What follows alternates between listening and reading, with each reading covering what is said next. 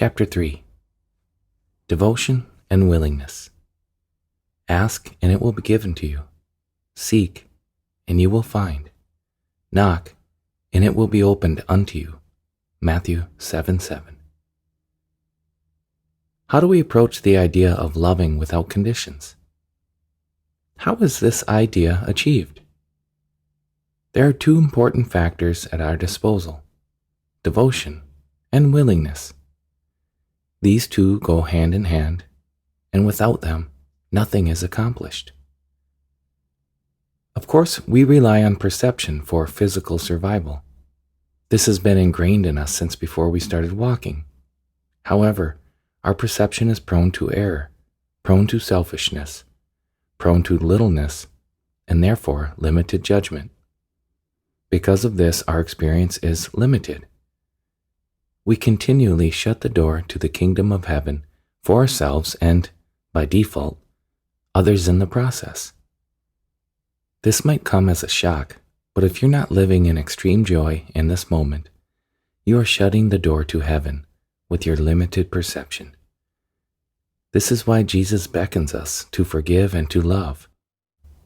In this pursuit, the kingdom of heaven is revealed. We are called to stand up and choose what matters, to bring the presence of peace to a suffering world. To do so is to be Christ's servant and help fulfill his mission on earth. It had long been held that surpassing the 4-minute mile was impossible for humans. A man named Roger Bannister broke through that barrier and showed the world it was possible. Because of his belief, his devotion to the task, and his willingness to try, he created a new paradigm for all runners. This task, which no one had ever done before, was surpassed again within 46 days of his accomplishment. Human beings as a species didn't physically change in those 46 days. Only their belief in what was possible changed. There was a paradigm shift for runners of the time. We are living within and potentially creating new paradigms with our life. If you're asleep, you're more than likely trailing in the wake of others, unbeknownst to you, much like a leaf that has landed in a stream. However, if you're reading a book such as this, it's likely you've been touched and are in the process of awakening. What will you do with your life? Will you reveal to humanity the endless possibilities of love in a relationship with Christ? Will you help save the souls of others? This world has enough do-gooders. It has enough people talking about love. It has so few that actually submit to love. Will you follow? Will you create? Will you open the way for the untold others, leaving your mark on this world? Devotion is a balm to the body, mind, and spirit. It is the means by which we are in continuous communication with the Lord. Devotion is always available. It is our birthright, the ability to open directly to that whom created us. It is through our devotion that all avenues of holiness and beauty open to us. Devotion is a positive act of surrender. It's saying, Lord, I am here for you. Come, take my life. Do with me according to thy will. How would you have me? Devotion is love-inspired. Devotion is what makes the impossible possible, transforming life from the mundane into the beauty all around us. Devotion is the precursor to the miraculous. Devotion gives life deep and profound meaning. It is the meaning of life that we seek so much, whether we know it or not, to help give purpose to a life filled with suffering and toil. Life changes. Devotion is directed towards that which does not change. The changeless reveals itself to the devoted. The devoted are not always understood. When you are passionate and devoted to something, you go into the subject deeply. When you live for love, it will separate you in more ways than you thought possible. Most of the world is programmed to get, achieve, acquire, and amass. However, this is not the path of holiness. In the path of holiness, we die to ourselves and the world. We become small in world desires. Fame, money, sexual attraction, etc. are seen to be limited and potential traps that can keep us from where we want to be. But let it be known, though the path is humbling, it is a strong fortress in this life and the next. We may sacrifice temporary pleasures and avoid their temptations along the way so that our sacrifice pays dividends in love. It is this power, which we must call love, that changes the world from within. Nothing and no one can stop it. Not only is it important to the continuance of humanity, but it also turns the human experience into a great school for the Christian. And how great is the reward! Willingness is the fuel to nearly all worthy human endeavors. We find the willingness to go into places we would normally resist in order to realize our goal. Devotion fuels willingness, and willingness is the backbone of devotion. All for thee, O Lord, is the mantra that aligns the life of the devoted. We are able to love without condition because we come to see that what matters is that which is eternal. We start to tune into the presence of the Almighty more, which works as a compass in our daily life. We may start to have profound experiences as well, and these only further our passion to join with and know our God of love all the more. Oftentimes on this path, we are beset with temporary but incredible pain. That's because in order for our hearts to open, sometimes they need to be cracked a little bit. Some of us more than others. If there is hardness there, how can the presence of the Lord enter? Therefore, start making a soft and welcoming domain for the Lord to enter. He's awaiting your entreaty. Your willingness to say yes will bring it about. You are investing in yourself, and there's no greater investment that you could do for your life. There can also be pain when we discover that we've withheld love from ourselves and the world. This can be both in the present or from the past. Since we are looking at the world differently, some of the things we do or have done are no longer acceptable. Our mistakes can rise up suddenly and take us by surprise. Sometimes guilt or shame will accompany this realization. It is important to have compassion for oneself and realize this is actually a step forward. This is part of growth. The process of change is not easy for any creation, but it is inevitable. Your willingness to say yes to what comes and to see it through will be the process of how you earn your wisdom. Wisdom is the hard-fought-for gift of life. A friend asked me recently if I felt that I had used this life wisely, if I felt that I was utilizing my gifts. Because of the intention to be loving without conditions, and for the desire to be a servant of the Lord, it was easy for me to say yes. I cannot judge my life. I can only look to my intention. There is no path more fulfilling and nourishing than to be on the path of unconditional love. Because the overarching goal of each day is to be used as a channel of love, every day has tremendous meaning. Difficult days are an opportunity to love. Days filled with joy and ease are opportunities to glorify the Lord and enjoy His bounty. Happiness in the world is fleeting and depends on conditions, which are never stable. The only thing that does not change is God. No matter the appearance, it is safe to have complete faith in the love of God and to surrender your will to Him.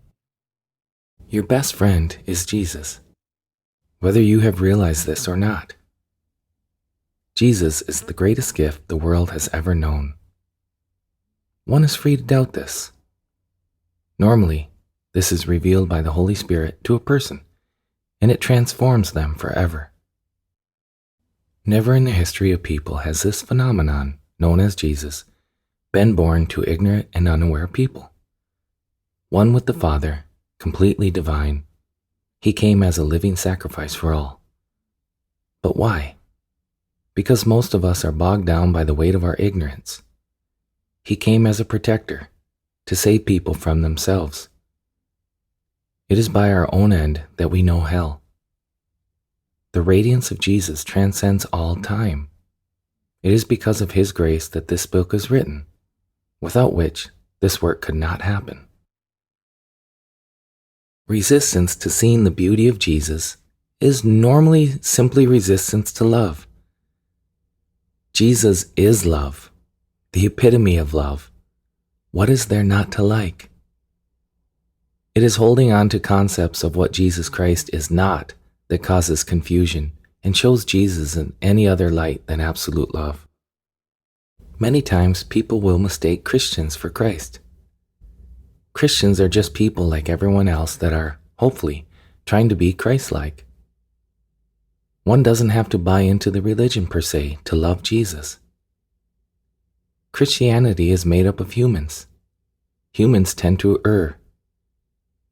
Christians that strive to realize His teachings are bright lights amongst lights here on earth.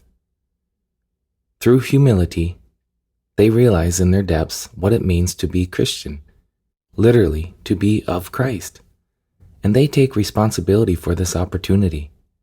They are vigilant, they are humble, they are giving, gentle, and kind, yet strong and powerful. They are healers and proclaimers of the light. They are joyful transformers of all that is around them. Your devotion to this path puts you here. Jesus is the one being in whom it is safe to surrender wholeheartedly. No other being can love you as Jesus does.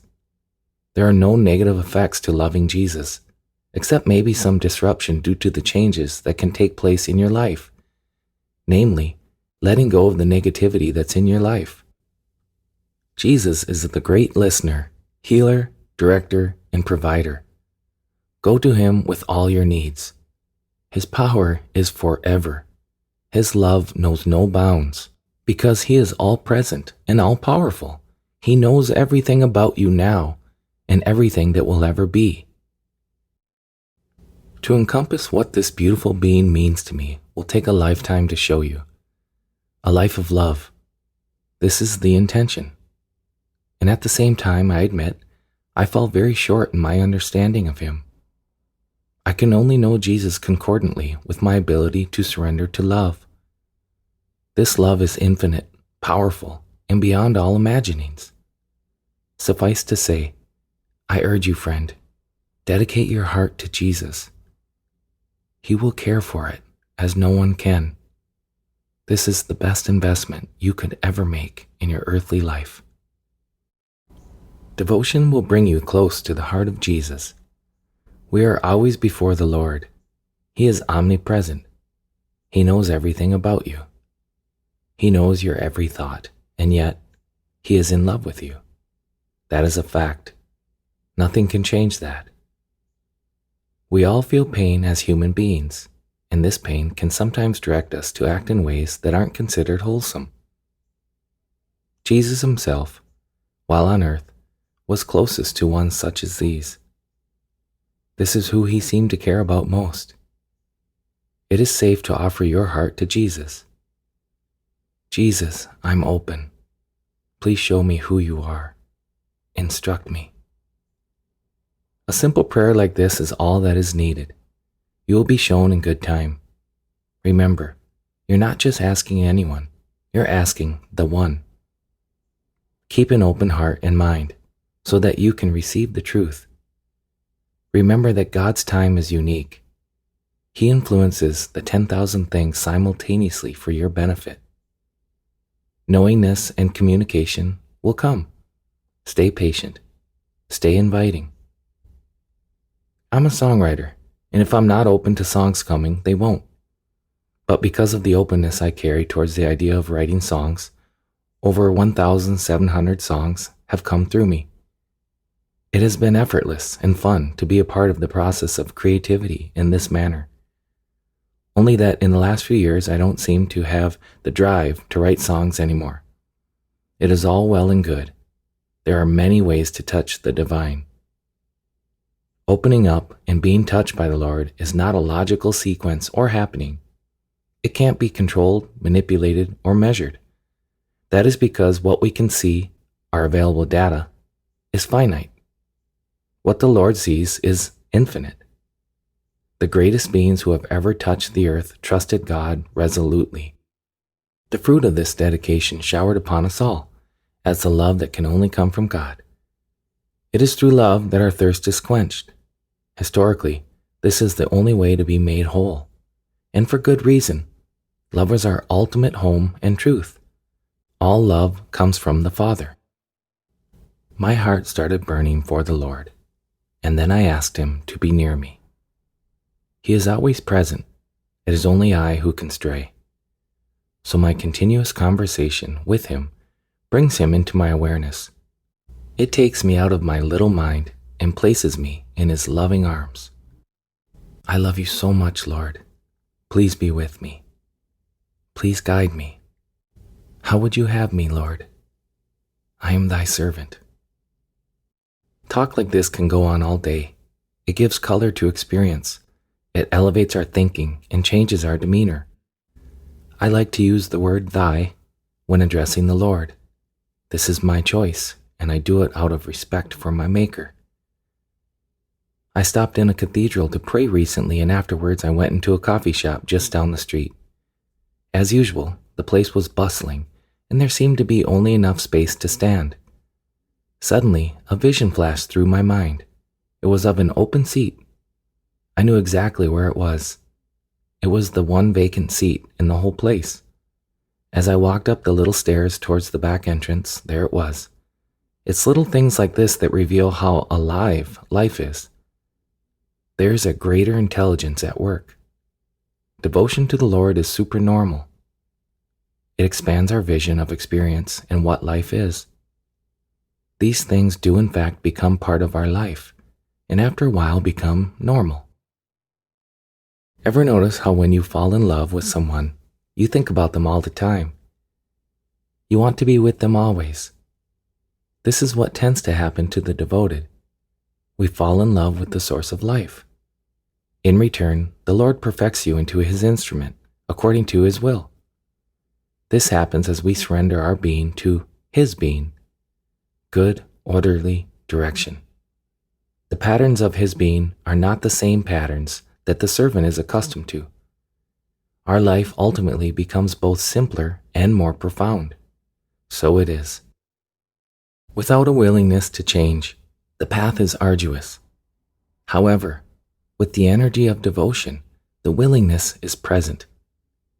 We tend to identify with what we believe life is and who we are. This path will change so many aspects of our experience. It is wise to be ready for anything. This is your front row seat to the most amazing journey available.